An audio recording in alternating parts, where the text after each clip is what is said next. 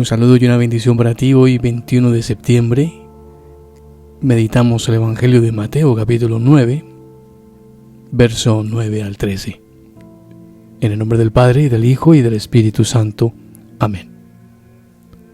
Cuando se iba de allí, al pasar vio Jesús a un hombre llamado Mateo, que estaba sentado en el despacho de los impuestos, y le dice: sígueme. Él se levantó y le siguió. Y sucedió que, estando él a la mesa en casa de Mateo, vinieron muchos publicanos y pecadores, y estaban a la mesa con Jesús y sus discípulos. Al verlo, los fariseos decían a los discípulos: ¿por qué come vuestro maestro con los publicanos y pecadores? Mas él, al oírlo, dijo: no necesitan médico los que están fuertes, sino los que están mal. Y pues a aprender qué significa aquello de misericordia quiero y no sacrificios, porque no he venido a llamar a justos, sino a pecadores. Palabra del Señor. Gloria a ti, Señor Jesús. Yo quisiera, en esta fiesta de San Mateo, iniciar este momento de reflexión con los ojos limpios, sin prejuicios.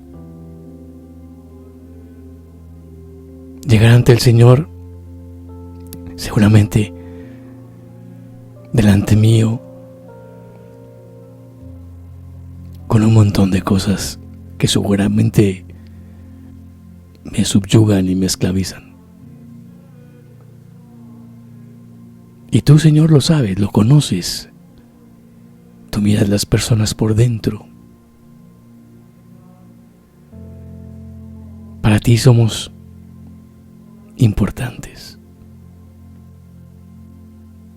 Qué bonitas las palabras del día de hoy. Vio Jesús a un hombre.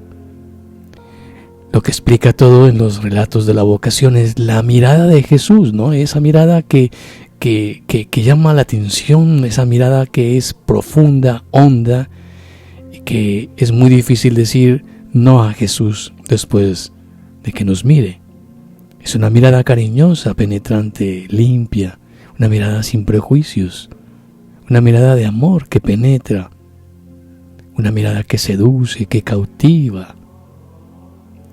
Lo que ve Jesús es la persona. A Jesús no le interesa ver las circunstancias de la persona.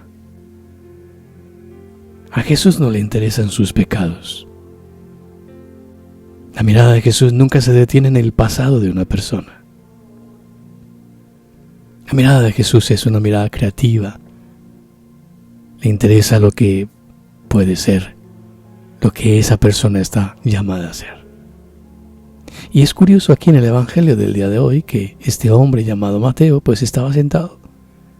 ¿Saben ustedes lo que significa eso, no? Estar anclado en su trabajo. Estaba feliz con su trabajo. Un trabajo muy rentable. Y con solo mirarle Jesús, se levantó y le siguió. No más. Solo la mirada de Jesús nos puede levantar del pecado. Solo la mirada de Jesús nos puede levantar de la frustración, de la pasividad, de la pereza. Y la clave aquí es: déjate mirar. Que Jesús te mire. Y después de esto es como un proceso, ¿verdad? Porque después de esa mirada, lo primero que hace Mateo es invitarle a comer. Necesita celebrar ese encuentro, necesita darle gracias porque me has mirado, porque te has fijado en mí, porque sabes que soy un corrupto, porque tú sabes que trabajo con los romanos. Y lo bonito de Jesús es que no le recrimina absolutamente nada, no le ha tenido en cuenta su pasado, no, ha tenido la delicadeza de llamarlo a ser su apóstol. No más. Dejémonos atrapar por esa mirada. María, auxilio de los cristianos, ruega por nosotros. La bendición de Dios Todopoderoso, Padre, Hijo y Espíritu Santo descienda sobre ti y te acompañe siempre. Que tengas un bonito día. Un abrazo fuerte.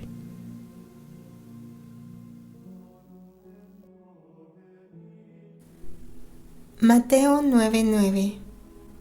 En aquel tiempo, al pasar vio Jesús a un hombre llamado Mateo, sentado en el mostrador de los impuestos, y le dijo: «Sígueme». Él se levantó y lo siguió. Volumen 27, capítulo 6, octubre 15, 1929. Cómo todos están a la expectativa de la narración de la historia de la divina voluntad. Vacío de los actos de la criatura en la divina voluntad. Después de esto, sentía en mí una fuerza interna que quería seguir todos los actos que el fiat divino había hecho en la creación y redención. Pero mientras esto hacía, pensaba entre mí: ¿cuál es el bien que hago queriendo en todo seguir al querer divino? Y mi amado Jesús ha agregado: «Hija mía, tú debes saber que todo lo que mi querer divino ha hecho, tanto en la creación como en la redención, lo ha hecho por amor de las criaturas, y para que éstas, conociéndolo, subieran en su acto para mirarlo, amarlo y unir el acto de ellas al suyo para hacerle compañía y poner, aunque sea una coma, un punto, una mirada, un te amo, a las tantas obras grandes y prodigios divinos que mi fiat en el ímpetu de su amor ha hecho para todos. Ahora, cuando tú lo sigues en sus actos, siente tu compañía, no se sentirá solo. Siente tu pequeño acto, tu pensamiento, que sigue su acto, así que se siente correspondido. En cambio, si tú no le siguieras, sentiría el vacío de ti y de tus actos en la inmensidad de mi querer divino, y con dolor gritaría: ¿dónde está la pequeña hija de mi querer? No me la siento en mis actos, no gozo sus miradas que admiran lo que hago para darme un gracias, no oigo su voz que me dice te amo. Oh, cómo me pesa la soledad, y te haría oír sus gemidos en el fondo de tu corazón, diciéndote: sígueme en mis obras, no me dejes solo. Entonces, el mal que harías sería formar el vacío de tus actos en mi divina voluntad, y si lo haces, harías el bien de hacerles compañía. Y si supieras cuánto apreciamos la compañía en el obrar, estarías más atenta, y así, como mi fiat divino sentiría el vacío de tus actos si no los sigues, así sentirías tú el vacío de sus actos en tu voluntad, y te sentirías sola, sin la compañía de mi voluntad divina, que ama el ocuparte tanto para no hacerte sentir más que tu querer vive en ti.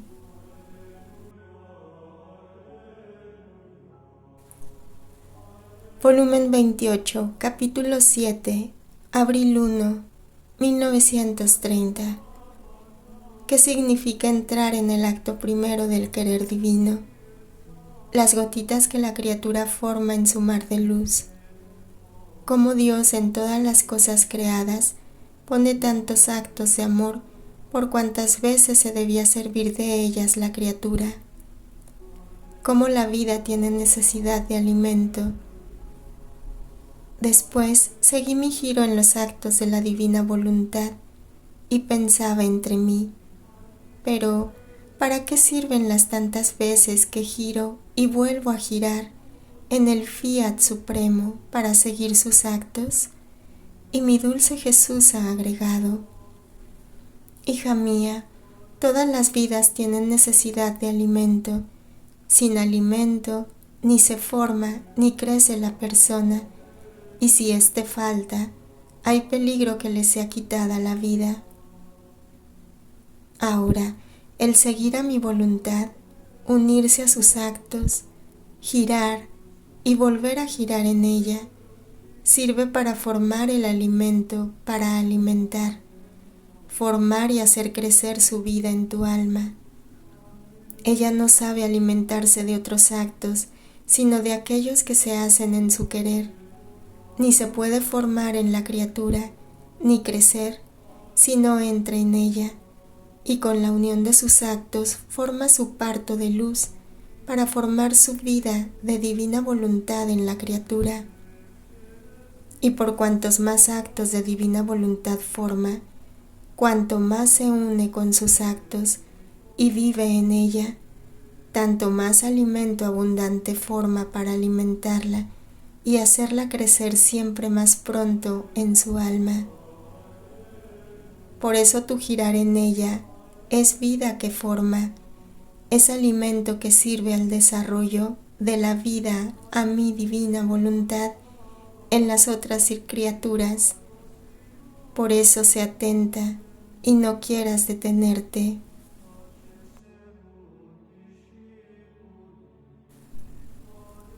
Mateo 9:11. Los fariseos, al verlo, preguntaron a los discípulos: ¿Cómo es que vuestro maestro come con publicanos y pecadores? Volumen 28, capítulo 14, junio 2, 1930. La divina voluntad es paz y seguridad, dudas y temores. Solo Jesús es autor de las leyes, necesidad de la venida diaria de Jesús. La desconfianza, el acto débil de nuestros siglos. La desconfianza siempre pone obstáculo a la unión entre creador y criatura. Es la que le impide el vuelo hacia quien tanto la ama, la hace vivir a ras de tierra y aun a pesar de que no caiga, le hace sentir a lo vivo sus pasiones. Mucho más que la desconfianza ha sido el acto débil en el curso de los siglos, y a veces aun las almas buenas han retrocedido en el camino de las virtudes por causa de la desconfianza. Y yo, para quitar este entorpecimiento que produce el espectro de la desconfianza, he querido mostrarme contigo todo amor y a lo familiar, más que padre e hija, para volver a llamar no solo a ti, sino a todos los demás a vivir como hijos, como arrullados en mis brazos. Y yo he gustado, y también tú. Cómo es bello tener a la criatura toda amor y toda confianza conmigo. Yo puedo dar lo que quiero, y ella no tiene ningún temor de no recibir lo que quiere. Así que, puesta en orden la verdadera confianza entre la criatura y yo, viene quitado el mayor obstáculo para hacer reinar mi divina voluntad en sus almas. Entonces, hija mía, yo sé hacia dónde tienden mis miras y a qué deben servir. Sé lo que hago de grande y bello cuando elijo a una criatura. ¿Y ellos lo que saben? Y además, siempre tienen algo que decir sobre mi obrar. Mi breve vida acá abajo no fue perdonada. Cuando mi santísima humanidad estaba en medio a ellos y yo era todo amor para ellos, no obstante, si me acercaba demasiado a los pecadores, tenían que decir. Decían que no era decoroso para mí tratar con ellos, y yo los dejaba decir. y sin dar importancia a su hablar hacia mis actos, me acercaba de más a los pecadores, los amaba de más para atraerlos a amarme. Si hacía milagros, tenían que decir, pues como me creían hijo de San José, decían que no podía salir de un artesano el Mesías prometido, e iban suscitando dudas acerca de mi divina persona, tanto de formar nubes en torno al sol de mi humanidad, y yo suscitaba los vientos para desembarazarme de las nubes y reaparecía más refulgente en medio a ellos para cumplir la finalidad de mi venida a la tierra, la cual era la redención. Por eso, no te maraville el que hayan encontrado qué decir sobre el modo como me he comportado contigo, y si bien han formado nubes en torno al modo de obrar que he usado contigo, pero yo suscitaré mis vientos para desembarazarme de estas nubes, y si aman la verdad, conocerán que el modo como me he comportado contigo, a pesar que no lo he usado con otras almas, era necesario para nuestro amor, porque debía servir a nuestra misma voluntad para hacer. Mateo 9:13. Jesús lo oyó y dijo: No tienen necesidad de médico los sanos, sino los enfermos. Andad, aprended lo que significa misericordia quiero y no sacrificio, que no he venido a llamar a justos, sino a los pecadores. Volumen 3, capítulo 28, enero 12, 1900. Diferencia entre el conocimiento de sí mismo y la humildad. Mi humanidad estuvo llena solamente de oprobios y humillaciones, tanto de derramarse fuera. He aquí por qué ante mis virtudes tiembla el cielo y la tierra, y las almas que me aman se sirven de mi humanidad como escalera para subir a probar algunas gotitas de mis virtudes. Dime, ante mi humildad, ¿dónde está la tuya? Mi divinidad, unida a mi humanidad, podía obrar prodigios en cada paso, palabra y obra. En cambio, voluntariamente me restringía en el cerco de mi humanidad y me mostraba como el más pobre y llegaba a confundirme con los mismos pecadores. La obra de la redención en poquísimo tiempo podía hacerla, aún con una sola palabra, pero quise durante el curso de tantos años, con tantos trabajos y sufrimientos, hacer mías las miserias del hombre. Quise ejercitarme en tantas diversas acciones para hacer que el hombre fuese todo renovado y divinizado, aun en las mínimas obras, porque realizadas por mí, que era Dios y hombre, recibían nuevo esplendor y quedaban con la marca de obras divinas. Mi divinidad, escondida en mi humanidad, condescender a tanta bajeza, sujetarse al curso de las acciones humanas, mientras que con un solo acto de voluntad habría podido crear infinitos mundos, consentir las miserias, las debilidades de otros como si fuesen suyas, con verse cubierta de todos los pecados de los hombres ante la divina justicia, y que debía pagar con el precio de penas inauditas y con el desembolso de toda su sangre, ejercitaba continuos actos de profunda y heroica humildad. He aquí, oh hija mía, la diferencia grandísima de mi humildad con la humildad de las criaturas, que ante la mía apenas es una sombra, aun la de todos mis santos, porque la criatura es siempre criatura y no conoce cuánto pesa la culpa como lo conozco yo. Aunque sean almas heroicas que a mi ejemplo se han ofrecido a sufrir las penas de otros, pero éstas no son diferentes de aquellas, de las otras criaturas, no son cosas nuevas para ellas, porque están formadas del mismo barro. Además, el solo pensar que esas penas son causa de nuevas adquisiciones y que glorifican a Dios es un gran honor para ellas. Además de esto, la criatura está restringida en el cerco donde Dios la ha puesto y no puede salir de esos límites con los que Dios la rodeó.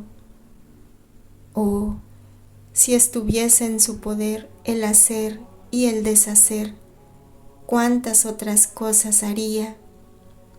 Cada uno llegaría a las estrellas. Pero mi humanidad divinizada no tenía límites, sino que voluntariamente se restringía en sí misma, y esto era un entretejer todas mis obras de heroica humildad. Había sido esta la causa de todos los males que inundan la tierra, esto es, la falta de humildad, y yo, con el ejercicio de esta virtud, debía atraer de la divina justicia todos los bienes. Ah, sí, que no parten de mi trono reescritos de gracias, sino por medio de la humildad. Ningún billete puede ser recibido por mí si no contiene la firma de la humildad. Ninguna oración escuchan mis oídos y mueve a compasión mi corazón si no está perfumada con el aroma de la humildad. Si la criatura no llega a destruir el germen de honor, de estima, y esto se destruye con llegar a amar el ser despreciada, humillada, confundida, sentirá un entrelazamiento de espinas alrededor de su corazón, advertirá un vacío en su corazón que le dará siempre fastidio y la volverá muy desemejante de mi santísima humanidad. Y si no llega a amar las humillaciones, a lo más podrá conocerse un poco a sí misma, pero no resplandecerá ante mí vestida por la bella y agradable vestidura de la humildad. Jesús, te amo. Extiende tu reino en cada corazón de criatura. Fiat.